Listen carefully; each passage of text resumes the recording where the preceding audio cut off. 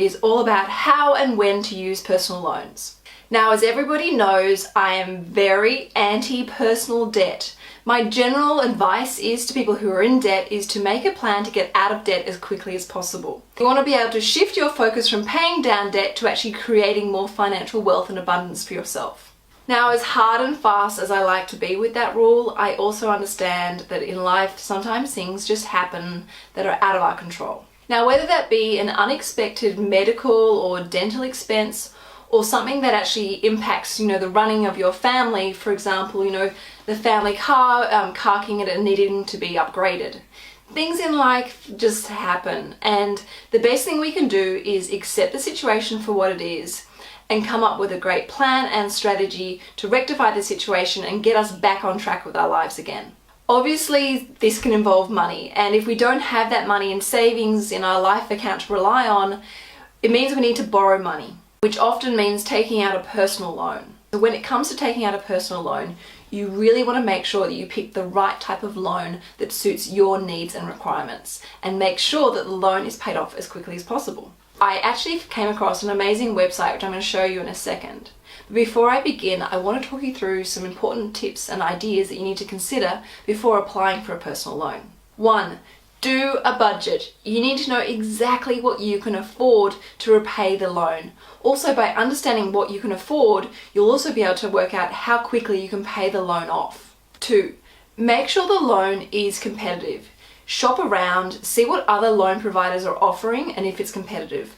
Ideally, you want the lowest interest rate possible without too many restrictions. And if possible, offer security against the loan. This will help mean that the interest rate stays lower than what it would be if the loan was unsecured. So for example, say you were buying a new car, if you were to offer the new car as security against the loan, that will help keep the interest rate lower than what it would be if the loan was unsecured.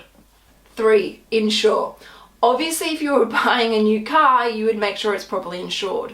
But you also need to consider insuring yourself, so that if something happens to you, you can actually make those loan repayments and ensure that the loan is paid off. 4.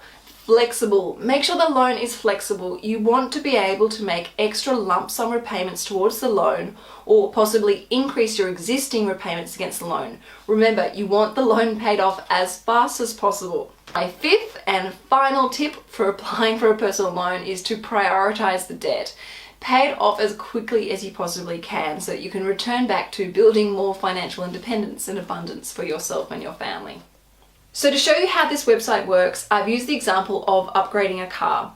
I've said that I want to buy a car for $25,000, the car is less than 3 years old, and I want to make sure that the loan is paid off within 3 years or less.